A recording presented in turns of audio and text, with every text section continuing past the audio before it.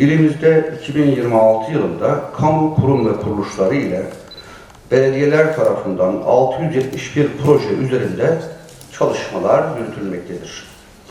Dönem itibariyle 62 projemiz tamamlanmıştır. Devam eden proje sayısı 361, ihale aşamasında bulunan proje sayısı 131, henüz başlanamayan proje sayısı 114, tasfiye edilen proje sayısı 3'tür. 16 Nisan'da yapılan bir önceki toplantıdan sonra 108 yeni proje devreye alınmıştır. 2026 yılı kamu yatırımlarının toplam proje tutarı 122 milyar 550 milyon TL'dir.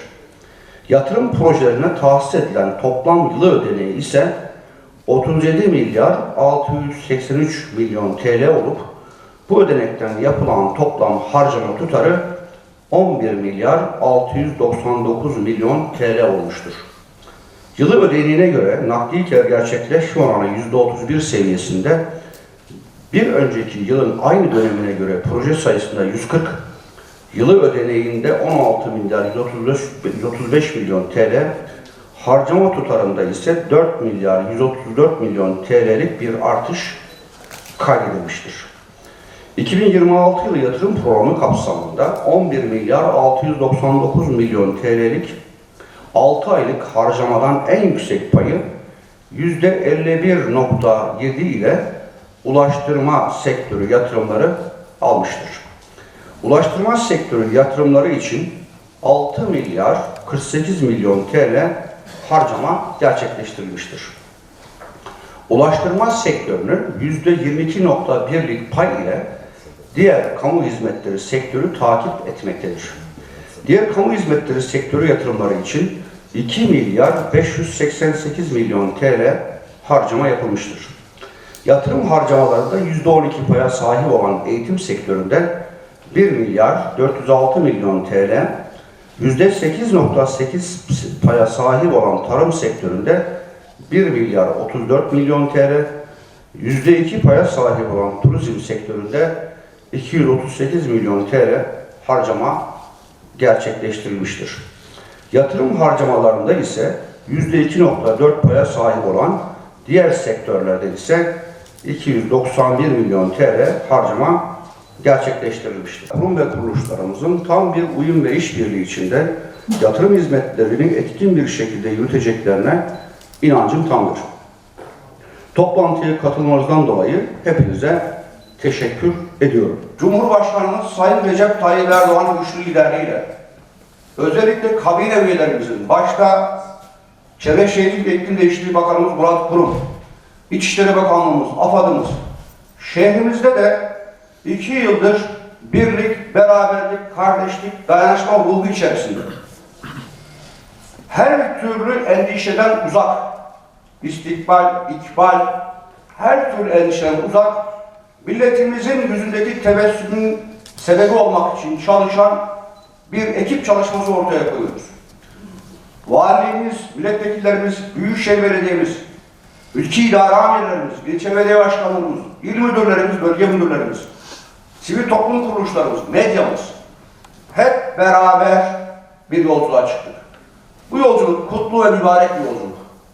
Millete hizmet etmek herkese nasip olmaz. Dolayısıyla hizmet etme makamında bulunmak Yüce Rabbimizin lütfudur. Allah'a hamdolsun ki Yüce Rabbimiz bize de Malatya'da valilik gibi şerefli bir ve onurlu bir görevi tevdi etti. Biz de başta tabii ki Yüce Allah'a mahcup olmamak, diğer taraftan da bu emanetimizi tevdi eden Sayın Cumhurbaşkanımıza, aziz milletimize mahcup olmamak için gece gündüz hep beraber çalışıyoruz. Ben bütün emeği geçen her bir kardeşimize, isimli isimsiz, makamlı makamsız, herkese şükranlarımı sunuyorum. Allah hepinizden razı olsun. Bu sizin başarınızdır. Bu Malatyalıların başarısıdır. Bu ekip çalışmasının ve sadece Allah'ın rızası ve milletin duasına mazhar olmak için çıktığımız yolculuğun hikayesidir. Bugün itibariyle bütün şehirlerden öndeyiz. Deprem bölgesindeki bütün illerin önündeyiz. Bunu tekrar söylüyorum kürsüden. 2 yıl önce Malatya sahibi sözlerinin yankılandığı bu şehirde bugün artık evlerde çocuk sesleri, sanayimizde artık orada çalışan esnafımızın sesleri geliyor artık. Ve işin sonuna geldik. Allah'a hamdolsun. Konteyner kentleri yavaş yavaş boşaltıyoruz. Ticari konteynerları planlama yaptık. Kimseyi mağdur etmeden, bu cümlenin altını tekrar çiziyorum. Biz insanların yüzündeki tebessümün sebebi olmak için yolculuğa çıkmış bir ekibiz. İnsanları mağdur etmek için, onların işlerini bozmak için değil. O yüzden anahtarını teslim ettiğimiz hemşerimize diyoruz ki, vitrini ne zaman yaparsın, ne zaman taşınırsın? 45 gün. Sana 45 gün süre verdim. 45 gün sonra iş yerine taşın. Kiracıyım. 5 Şubat tarihinde esnaf mıydın? Değildi. Sonradan bir konteyner buldum, bir yere esnaf. Kardeşim en kısa zamanda bir yer bul kendine, artık yeter ya da işleri var Malatya'da. Lütfen taşın. Gibi çeşitli varsayımları ortaya koyuyoruz. Yeni yollar açtığımız yerlerde ulaşma açmamız gerekiyor. Lütfen buradan taşın. Ama şu anda sanayi içerisinde 900 tane iş yerini teslim ettik. Toplam 1600 teslim ettik. 2600 de teslim etmeye başladık. Kentsel Dönüşüm Başkanı'yla görüştük. Ekiplerimizi artıracağız. Malatya'da hemşehrilerimize, kıymetli basın mensupları buradayken hak sahipleri diyoruz ki lütfen anahtarlarınızı bir an önce teslim alın. Bu dönem normalleşme dönemi. Dolayısıyla konteyner kentler, ticari konteyner kentler şehrimizin gündeminden belirli bir süre sonra kalkacaktır. Nasıl yıkımlarda irade gösterdik, bu şehirde 1,5 yılda yapılmayanı 3 ayda gerçekleştirdik. 3 ayda biz 39 rezerv alan, 69 rezerv alanda 400 hektar alan boşalttık. Bugün 5 binayı yıkmada zorlanıyorsunuz bak. Bugün 5 binayı yıkmakta zorlanıyorsunuz. Allah'a hamdolsun ki dua kapısı açık diye geldiğimiz şehirde biz 3 ayda 400 hektar alan boşalttık Malatya'da. O gün de itirazlar vardı.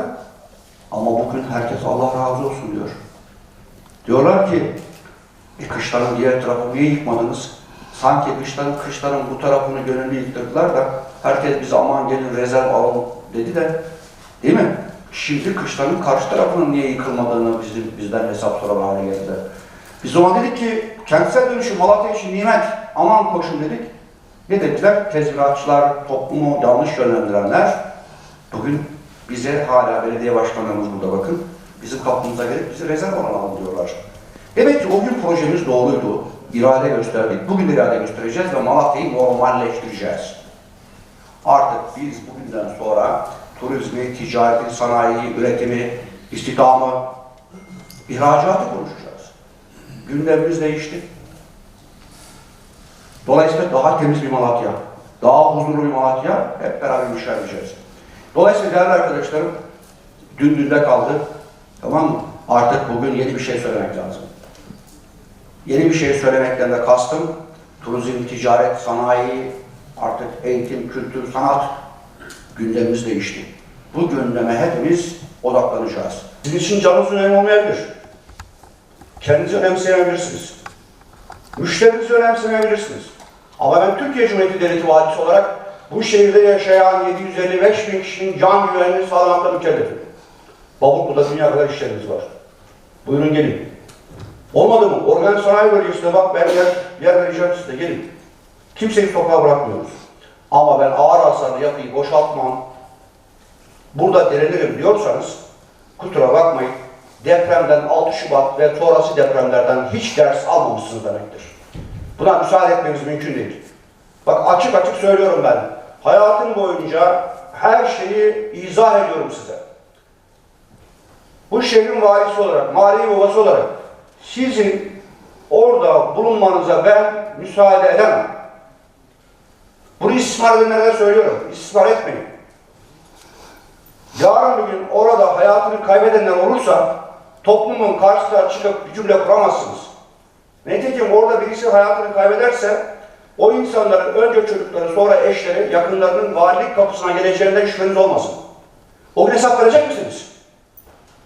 Vermeyecekseniz susun. Çekin şu milletin yakasından ellerinizi. Hangi sahiple yapıyorsanız yapmayın bunu. Medyada söylüyorum. İnsanlar mağdur. Nasıl mağdur oluyor insanlar? Peki biz kışlacakta ticaret yapanların her gün işlerini boşalttık mı? Yıktık mı? Yıktık değil mi? Onlar mağdur olmadılar mı? Şimdi şu sahne sitesindeki 8 blok mu mağdur oluyor? Arkadaşlar böyle bu bakış açısıyla biz Malatya'yı ileriye taşıyamayız. Herkesi sorumluluğa davet ediyorum. Bu şehirde Malatya'nın valisi olarak bugüne kadar ben hiçbir sorumluluktan kaçmadım. Herkesin gözünün içine baka baka ne düşünüyorsam doğru söyledim. Hiç size rol yapmadım. Yalan söylemedim. İlk geldiğim gün dedim ki doğru iş yapacağız, doğru söz söyleyeceğiz. Bakın, doğru iş yapacağız, doğru iş söyleyeceğiz. Söz söyleyeceğiz. Yanlış iş yapan varsa ki yakalarına yapışıp sonra adalete teslim ediyorum. Her kim olursa olsun. Yetimin malına el uzatan kim varsa alçaktır. Bu alçakları da adalete teslim etmek bu şehrin valisi olarak benim vazifem ve görevimdir. Size söylüyorum bakın. Ama şunu net bir şekilde söylememiz lazım. Bu şehirde istismar ederek, insanları kışkırtarak, netice almak isteyenler kendilerine kişisel ikbal elde edemezler.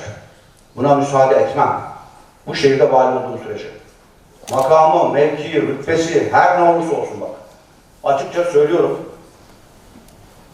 Ağır hasarlı yapıları desteklemekten vazgeçin. Bu insanlığa ihanettir. O insanlara iyilik yapmıyorsunuz. O insanları siz ölüme teşvik ediyorsunuz. Bu aklı başında rasyonel düşünceye sahip hiç kimsenin savunabileceği bir husus değildir. Bu yoldan vazgeçin. Ben vazgeçmeyeceğim. Bak size söylüyorum. Ağır hasarlı yapıda hala depremin 3. yılda ben kalacağım kimse diyemez. Şehrimizde son birkaç yüz bina kaldı artık. Mahkemeden dönen, özel yıkım gerektiren çok az sayıda. Gördüğünüz bazı binalar az hasarlı olup soyulmuş binalar. Bunları da ilçe belediye başkanlarımız mektup bina kapsamında tebligatlarını yaptılar. Bazı binalar görüyorsunuz, niye yıkılmıyor diye merak ediyor olabilirsiniz. Bu binalar ağır hasarlı veya orta hasarlı değil. Az hasarlı binalar. Az hasarlı binalarda yık olarak biz yıkamıyoruz. İmar kanununa göre burada Battalı Belediye Başkanı burada maliklerine, kalk maliklerine tebligatta bulunuyorlar. Belli bir süre veriyorlar. Bu süre içerisinde eğer mektup bina almaktan çıkarmazlarsa belediye kanunu, imar kanunu 39. maddesine göre sanıyorum yanlış hatırlamıyorsam yıkımları ilçe belediyelerimiz ya hangi belediye ise yıkabiliyorlar. Bunu hatırlatmak istiyorum. Hepinize bir kez daha teşekkür ediyorum. Bu aynı zamanda bir ticaret toplantısı, şehrin sorunları.